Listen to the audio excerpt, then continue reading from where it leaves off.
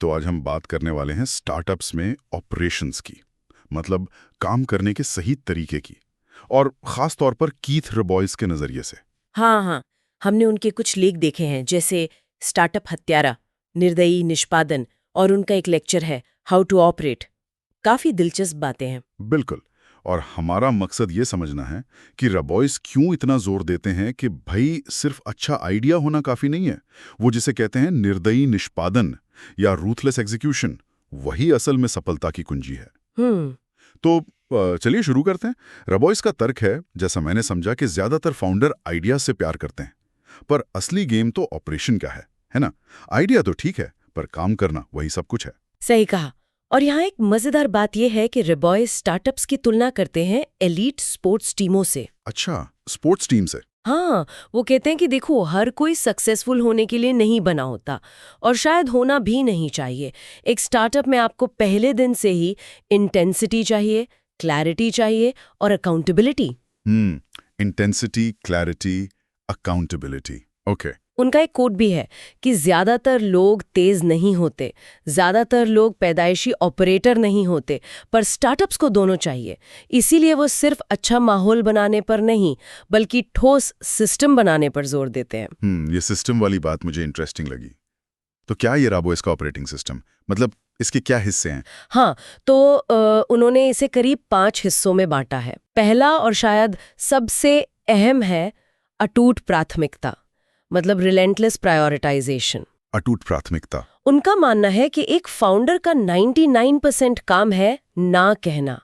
Team को हर वक्त बिल्कुल क्लियर पता होना चाहिए कि सिर्फ एक सबसे जरूरी काम क्या है। सिर्फ एक, मतलब मल्टीटास्किंग नहीं? है कि अगर फोकस बटा हुआ है या प्राथमिकताएं रोज बदल रही हैं, तो आप कहीं नहीं पहुंच रहे हैं। ये तो ठीक है, फोकस तो समझ आया, लेकिन फिर उस काम को करवाना भी तो है।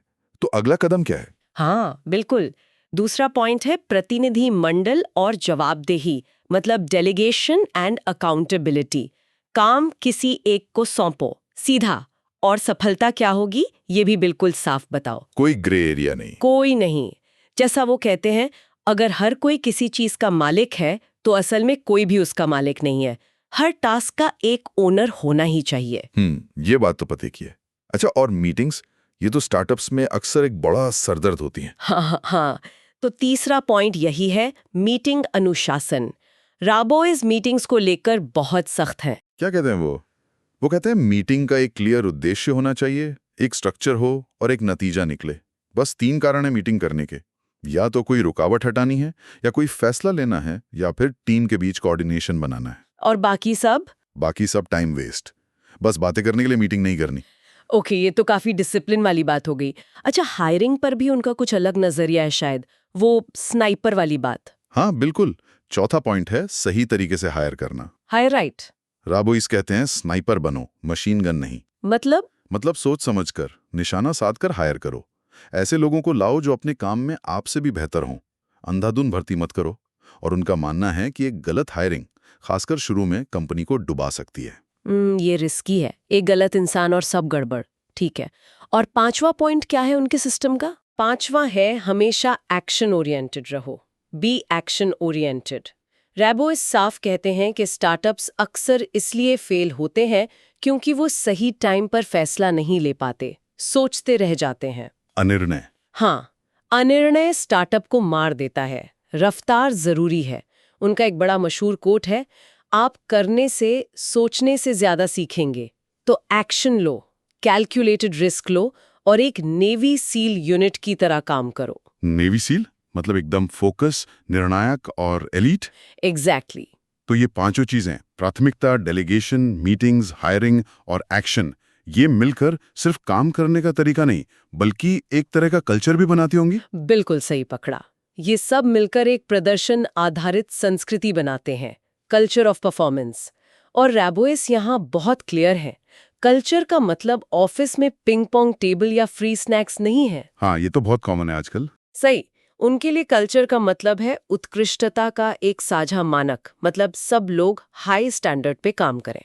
और इसके लिए जरूरी है लगातार फीडबैक देना, जो परफॉर्म नहीं कर रहा उसे जल्दी निकालना, और बार को हमेशा ऊंचा उठाते रहना।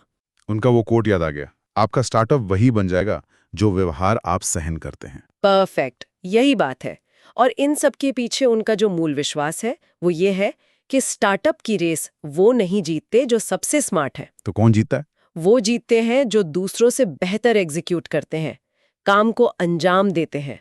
उनका एक और फेमस कोट है, शौकिया लोग स्ट्रैटेजी पर बात करते हैं, पेशेवर लॉजिस्टिक्स पर बात करते हैं। वाह, मतलब प्लान बनाना एक बात है, पर उसे असलियत में उतारना वो बिल्कुल दूसरी।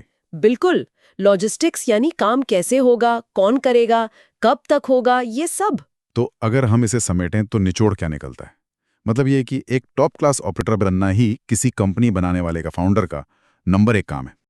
आप कह सकते हैं। विजन होना अच्छी बात है, बहुत जरूरी है, पर एग्जीक्यूशन वो चीज है जो रेयर है, मुश्किल है। तो सलाह यही है कि सिस्टम बनाओ, मशीन की तरह प्राथमिकता तय करो और स्नाइपर की तरह हायर करो। हाँ, यही उनके मुख्य सिद्धांत हैं। लेकिन यहाँ एक सवाल जरूर उठता है। क्या सवाल?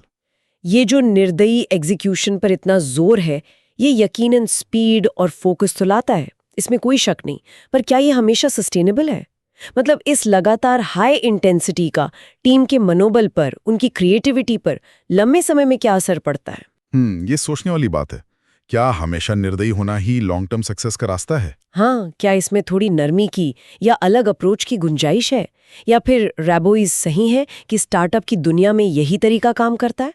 ये एक दिलचस्प सवाल है जिस पर आगे सोचा जा सकता है।